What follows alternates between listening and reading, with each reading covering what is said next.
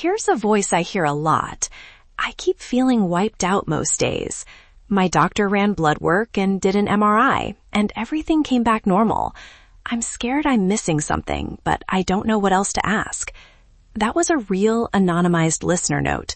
Short, honest, and so familiar. Let's separate medical fact from fiction. Normal tests don't always mean nothing's wrong. I'm Nurse Jessi. Welcome back to FAQ by Nurse Jessi, where healthcare facts beat internet myths. Today, I'll walk you through why tests can be normal when you still feel sick, give you a one-page symptom diary to download, teach 3 exact clinician scripts you can use, and end with a short checklist for second opinions, all with safety guardrails. Full show notes with downloads and source citations are at our website.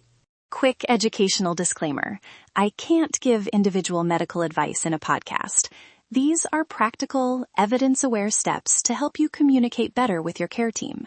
If you have red flag symptoms, sudden chest pain, severe shortness of breath, sudden weakness, confusion, or signs of serious infection, seek emergency care immediately. I'll repeat those guardrails throughout this episode. First, why do tests come back normal when you still feel off? There are a few common reasons. Timing matters. Some conditions aren't detectable early on, or markers fluctuate. Sensitivity and specificity matter. No test is perfect. Some conditions are functional rather than structural, meaning they disrupt how your body works without causing obvious changes on imaging. Medications, sleep loss, and mood disorders can also create symptoms that resemble other diseases. The bottom line, normal results narrow possibilities, but they don't always give the whole answer. Let's get practical. Documentation. I made a one-page symptom diary you can download. It's in the show notes. Use it for 2 weeks before your next appointment, if possible. Here's how. Record time of day, activity before symptoms, a simple 0 to 10 severity scale, any triggers or relief measures, and short notes about sleep, mood, and meds. If a symptom is visible, a rash, swelling, or a movement, take a time-stamped photo with your phone and attach it. Clinicians value patterns. If your fatigue spikes only after certain foods, or only in the afternoons, that's useful. A concise, time-stamped record beats vague descriptions like, I feel bad sometimes. Small scripting tip for the diary. Use neutral, specific language. Instead of, I feel terrible, write, woke at 6 a.m., felt exhausted by 10 a.m., needed nap at 2 p.m., severity 7 out of 10. This gives your clinician something to act on. And send the diary to the clinic ahead of the visit when you can. It primes the clinician to review your pattern before you walk in the room. Okay, now the scripts. These are low confrontation, precise phrases you can use in the exam room. They're short, factual, and framed so the clinician can act. Script 1. I appreciate that my tests are normal. I'm still experiencing X. Here's my 2-week diary showing timing and severity. Could we consider these targeted tests or a referral so we don't miss something early? Script 2. For when you suspect a missed test. Is there a more specific test that would pick up things standard labs miss? For example, would an inflammatory marker or a sleep study be reasonable? Script 3. If you want a referral. I'm hoping a specialist's perspective could help rule certain things in or out. Could you refer me to neurology, gastroenterology, rheumatology, whichever fits, or help me prioritize which specialty to see first? To model tone, here's a short clinician soundbite you can expect, or ask for in response. Picture a clinician who listens and responds without defensiveness. I hear you, and thank you for tracking this. Your diary helps. Let's review the pattern together and decide which targeted tests or a referral would best answer your question. If we don't find an explanation, we'll make a plan to monitor and revisit. That kind of calm, team-based language moves things forward without conflict. When should you repeat tests or pick different ones? Reasonable repeats include when symptoms change, when prior testing was done very early in the course of illness, or when a test's sensitivity is low for the condition suspected.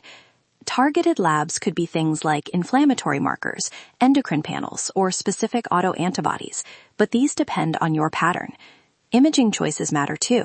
a CT versus MRI, or targeted ultrasound. This is where the diary and a focused clinical question shine. Ask, what question are we trying to answer with this test? If the clinician can't say, that's a prompt to discuss whether the test is likely to help. If you're thinking about a second opinion, come prepared. Bring your symptom diary, a concise one-page summary of your history, and copies of test results and imaging reports, or request a chart transfer. Keep your tone collaborative. I value your care and want to be thorough. I'm seeking a second opinion to comprehensively address these persistent symptoms. Can you help with a referral or transfer of records? That preserves the patient-clinician relationship while helping you advocate for answers. Safety guardrails. Again, these are critical. If you have red flag symptoms like sudden severe chest pain, shortness of breath, new focal weakness, altered mental status, or signs of sepsis, seek emergency care. Do not delay. Also, talk with your clinician about the potential harms of low-value testing, false positives, anxiety, and unnecessary follow-up, and ask how each suggested test will change management.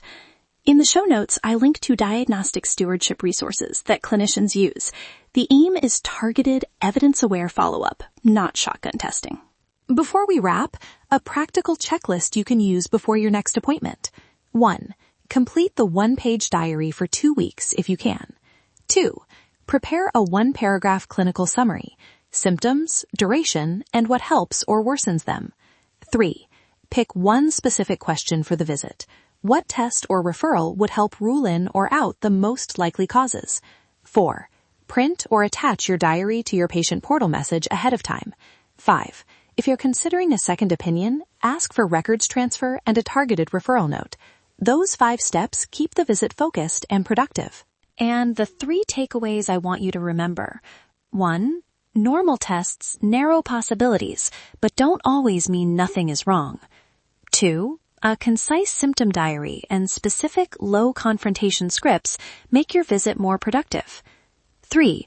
Prioritize safety, know red flag symptoms, and discuss risks and benefits of further testing with your clinician. If you take nothing else from this episode, take those 3 steps. Where to get the assets? Download the one-page symptom diary, the 3 clinician scripts, and the second opinion checklist from the episode notes at our website.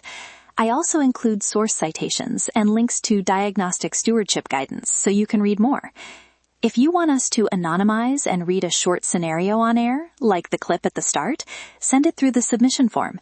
Hearing those stories helps shape future episodes. Final quick reminders. Bring a trusted advocate if possible, a partner or family member who can help track details and ask questions. If emotional distress is rising because of persistent unexplained symptoms, consider mental health support while continuing diagnostic workup. And if at any point you encounter red flags, seek urgent care. Thanks for spending this time with me. If this episode helped, please subscribe so you don't miss future practical tools. Share it with someone who's been told their tests are normal, but still feels off. And if you download the diary and scripts, tell us how they worked for you. We learn from your experiences. Until next time, stay informed, stay compassionate, and always put safety first.